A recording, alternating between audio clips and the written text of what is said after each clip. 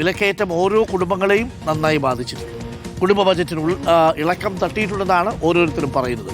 കുട്ടികളുടെ school fees കൂടി, അടുക്കളയിൽ ഇപ്പോൾ പച്ചക്കറി, അരി, പഞ്ചസാര, ബീഫ് എല്ലാം വിലക്കയറ്റം. കണ്ണൂർ അലലുവിൽ നിന്നും ഞങ്ങളുടെ അർജുൻ കല്യാട് തയ്യാറാക്കിയ റിപ്പോർട്ട് കൂടി പ്രേക്ഷകർ. ഒരു സാമാന്യ ഭേദപ്പെട്ട ഒരു കുടുംബത്തിൻ്റെ ഇപ്പോഴത്തെ സാമ്പത്തിക സ്ഥിതി, അവരുടെ കുടുംബ ബജറ്റ് എങ്ങനെ പോകുന്നു എന്നറിയാനാണ് നമ്മൾ പോകുന്നത്. നമ്മളിപ്പോൾ നിൽക്കുന്നത് അലവിലാണ്. അലവിലുള്ള ഷൈജുവേട്ടൻ്റെ വീട്ടിലാണ്. അവരോട് നമുക്ക് ചോദിക്കാം എങ്ങനെയുണ്ട് എന്നുള്ളത്. അതെ, നിലവിലുള്ള കഴിഞ്ഞ വർഷത്തേക്ക് നോക്കുകയാണെങ്കിൽ ഭയങ്കരമായ വിലക്കയറ്റം തന്നെയാണ് ഉള്ളത്. കുടുംബ ബജറ്റ് താളം തെറ്റി കിടക്കുന്നു എന്നുള്ളതാണ് നമ്മൾ അന്വേഷിച്ചപ്പോൾ മനസ്സിലായത്. നിങ്ങളുടെ അനുഭവത്തിൽ? അതെ, താളം തെറ്റി കിടക്കുകയാണ്. എല്ലാ ദിവസവും എന്ന് പറഞ്ഞ പോലെ വിലക്കയറ്റമാണ്.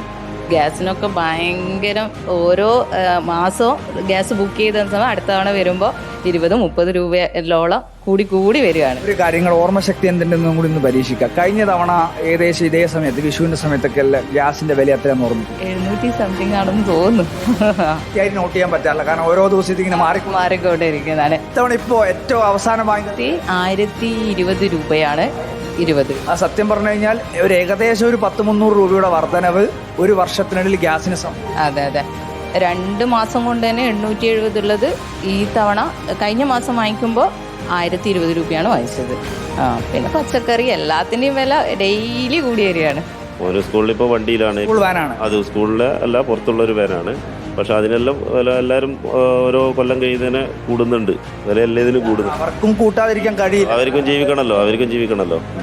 ഞാൻ കണക്കൂട്ടുന്ന പ്രകാരം 2025 ഇത് താരതമ്യം ചെയ്ത് നോക്കുന്ന സമയത്ത് 8 രൂപയുടെ വർധന പെട്രോളിൽ മാത്രം സംഭവിച്ചു. അപ്പോൾ സ്വാഭാവികമായിട്ട് ഓട്ടോക്കാരെ നമുക്ക് കുറ്റം പറയാൻ കഴിയില്ല. വാനുകാരം അതെ, ഒരു കുറ്റം പറയാൻ കഴിയില്ല. കാരണം എല്ലാവരും വില കൂടിയിട്ട്, പെട്രോളിന് വില കൂടിയിട്ടുണ്ട്. എല്ലാ വർഷങ്ങൾ കൊണ്ട് അവർക്കും ജീവിക്കണമല്ലോ. അപ്പോൾ അതൊന്നും പറയാൻ പറ്റില്ല.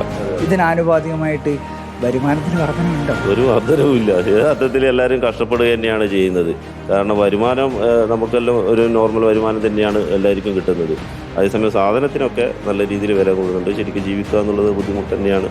ശരിക്കും ഗവൺമെൻറ് ഈ ലെവലിൽ ഇടപെടണമെന്നാണ്. കഴിഞ്ഞ വർഷമൊക്കെ യഥാർത്ഥത്തിൽ ഇതിൻ്റെയൊക്കെ വില കൂടിയിട്ടുണ്ടല്ലോ. നമ്മൾ പിന്നെ വെളിച്ചെണ്ണയുടെ ഒക്കെ വില ഭയങ്കരമായിട്ട് കൂടിയ സമയം ഗവൺമെൻറ്റൊക്കെ ഇടപെട്ടിട്ട് പല രീതിയിലൊക്കെ ചെയ്തിട്ടുണ്ട്. അപ്പോൾ അത്തരത്തിൽ സംവിധാനങ്ങൾ ഉണ്ടാവുമെന്നൊക്കെ പ്രതീക്ഷിക്കാൻ നമുക്ക്. എന്തായാലും അത് തന്നെയാണ്. കാരണം ഓണം അടുക്കാൻ വേണ്ടി പോകുന്ന സമയത്തും കുടുംബ ബജറ്റ് താളം തട്ടിക്കിടക്കുന്ന അവസ്ഥയിൽ തന്നെയാണ് ഉള്ളത്. അലവിലുള്ള ഷൈജുവാടിൻ്റെ അവസ്ഥ, കുടുംബത്തിൻ്റെ അവസ്ഥയാണ് പറഞ്ഞത്. ഇതിനെ ഇങ്ങനെ ഒരു ഓളത്തിൽ എങ്ങനെ ഓരോ കുടുംബങ്ങളും പോകുന്നു എന്നുള്ളത് മാത്രമാണ്. എന്തായാലും വിലക്കയറ്റം അത് ഓരോ കുടുംബത്തെയും ബാധിച്ചിരിക്കുന്നു എന്നത് ഒരു യാഥാർത്ഥ്യമാണ്. Reporter Arjun Kalliad in reporter, Kannur.